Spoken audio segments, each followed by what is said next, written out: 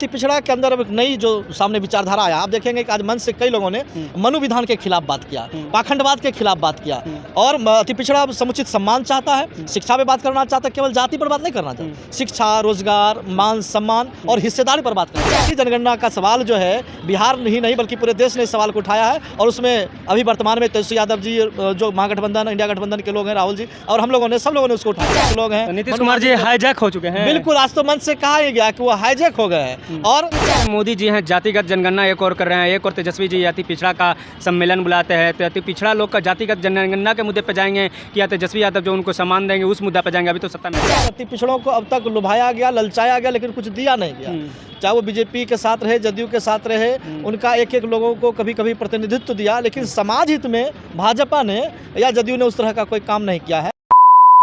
और नमस्कार दोस्तों, मैं हूं सनी संतोष, आप देख रहे हैं लाइव लॉन्ग न्यूज़। दोस्तों आज हमारी मौजूदगी पटना के मिलर हाई स्कूल ग्राउंड में है। पटना का मिलर हाई स्कूल ग्राउंड में अति पिछड़े समाज के लोगों का एक विशाल यहाँ पे आज रैली हुआ है। रैली का आकलन भी हमने किया अच्छे ढंग से, काफ़ी भीड़ यहाँ पर हमारे साथ बातचीत करने के लिए इसी अति पिछड़ा समाज से हैं गौतम कुमार प्रीतम जी। इनसे हम जानने की कोशिश करेंगे कि जो आज का जो रैली रहा वो कैसा रहा है। तेजस्वी यादव का भाषण पे भी हम चर्चा करेंगे, तमाम मुद्दों पर हम इनसे चर्चा करेंगे। तो चलिए हम इनसे कुछ बातचीत करते हैं। कैसे हैं?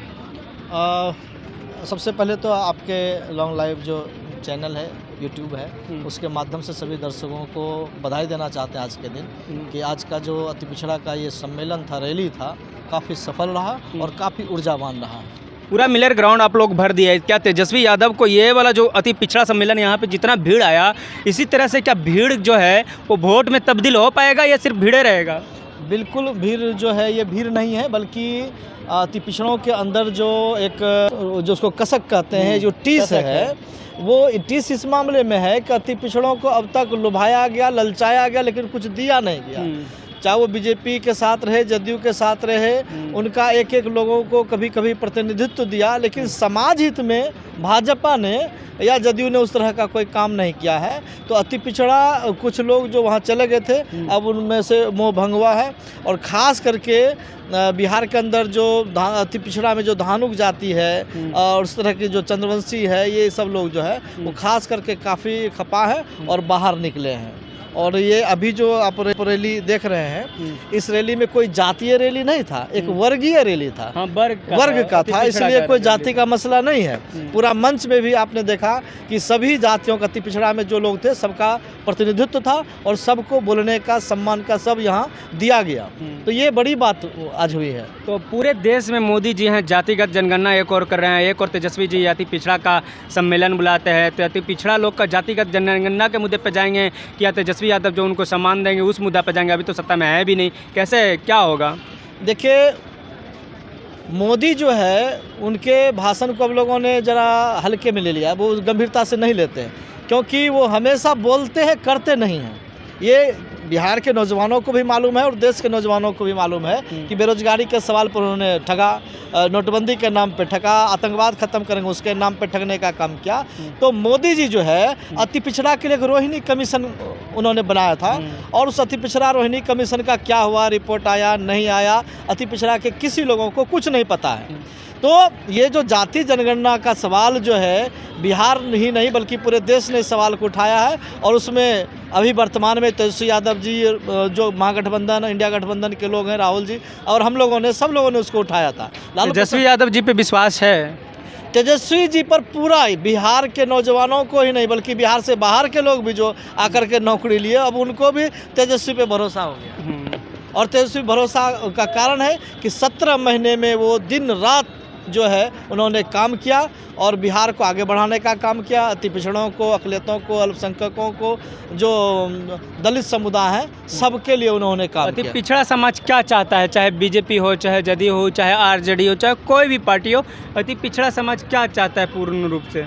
देखिए, अति पिछड़ा के अंदर अब एक नई जो सामने विचारधारा आया, आप देखेंगे कि आज मंच से कई लोगों ने मनु विधान के खिलाफ बात किया, पाखंडवाद के खिलाफ बात किया और अति पिछड़ा समुचित सम्मान चाहता है, शिक्षा पे बात करना चाहता है, केवल जाति पर बात नहीं करना चाहता, शिक्षा, रोजगार, मान सम्मान और हिस्सेदारी पर बात करना चाहता है। अब अति पिछड़ा की नहीं है कि फलाना जात के एगो नेता चुन लिए तो हो गया, उससे नहीं होगा। संपूर्ण समाज का विकास चाहता है। संपूर्ण समाज का, और अति पिछड़ा एक नई ताकत के रूप में उभर करके सामने आ रहा है। और इसके लिए हम लोग जननायक कर्पूरी ठाकुर को का आभार व्यक्त करते हैं कि उन्होंने उस समय अति पिछड़े को अलग से वर्गीकृत करके उनको विशेष लाभ देने का काम किया था।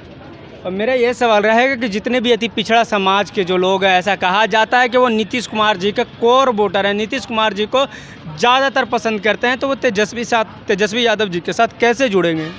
देखिए, अति पिछड़ा आप समझ गए हैं कि नीतीश कुमार जो 4-5 लोगों के कोर में घेर गए हैं, तो अब उस कोर में वही 5 लोग हैं, नीतीश जी के कोर में वो 5 लोग हैं, तो अति पिछड़ा कहाँ से आएंगे? और उस 5 कोर में एक भी अति पिछड़ा है? कौन है?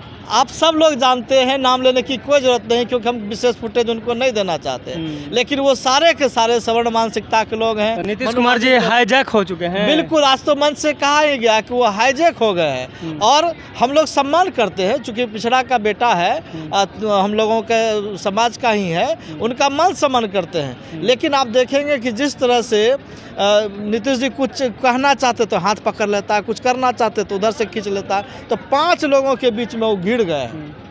ऐसा नहीं लग रहा है कि जदयू का कमान उनके बेटे निशांत कुमार जी को दे देना चाहिए था, नीतीश कुमार जी को संन्यास ले लेना चाहिए? देखिए, हम संन्यास वगैरह का बात नहीं करेंगे, राजनीति में कोई संन्यास नहीं लेता है। अगर नीतीश जी को कमान देना ही था तो ये काम उनको बहुत पहले कर दिया जाना चाहिए था, क्योंकि राजनीति में परिपक्व होने में समय लगता है। कोई भी नेता हो, हम ही हो, हमें भी राजनीति में परिपक्व होने में कुछ समय लग रहा है, आगे और भी परिपक्व होंगे। तो निशांत जी जो हैं, राजनीति के आप देखेंगे कि दायरे से एकदम बाहर रहे। वो पिताजी के किसी कामकाज में न इंटरफेयर किए हैं, न कभी आलोचना की है, न समालोचना की है, न विरोध किए हैं, वो अपने दुनिया में मस्त रहे हैं। 2025 में चुनाव होने वाला है, चुनाव के मद्देनज़र इस तरह के कई रैली होते रहेंगे, रैली में तो भीड़ आते रहेगा, तो हम ये माने या आप माने कि अति पिछड़ा समाज इस वक्त तेजस्वी यादव के साथ जाएगा या किसी और पार्टी के साथ जाएगा? आज अति पिछड़ा का जो ये था, कोई भीड़ नहीं था, मैंने कोई भाड़े पर बुलाया हुआ लोग नहीं था, इसमें अति पिछड़ा के सभी जागरूक लोग थे। अति पिछड़ा अगर पूरा बिहार से उमड़ के आ जाएगा तो गांधी मैदान छोटा पड़ जाएगा। तो ये तो अति पिछड़ों का जो रिप्रेजेंट करने वाले लोग थे, उनका ये जमात था आज। तेजस्वी को सीएम बनाना चाह रहे हैं, तेजस्वी यादव को सीएम बनाना चाहते हैं सब लोग, और खासकर किस लिए बनाना चाहते हैं कि बिहार में जो मनोविधान बढ़ रहा है, जिस तरह से जातिवाद बढ़ रहा है, जिस तरह से आप देख रहे हैं कि अति पिछड़ों के बहु बेटियों के साथ हत्या बलात्कार हो रहा है। अब तो यादव, जिसको दबंग जाति लोग कहते हैं, उनको भी दौरा दौरा के गोली मारा जा रहा है, और बिहार में हत्या, अपराध, अपहरण चरम पर है। बिहार सरकार का ही रिपोर्ट है कि 25,000 से ज़्यादा बलात्कार और 60,000 से ज़्यादा हत्या इस बिहार के 20 साल के राजकाल। सरकार बदलना है तो सरकार बदलना है, और नया बिहार बनाना है, तेज बिहार बनाना है, और स्वस्थ बिहार बनाना है, बढ़िया बिहार बनाना है।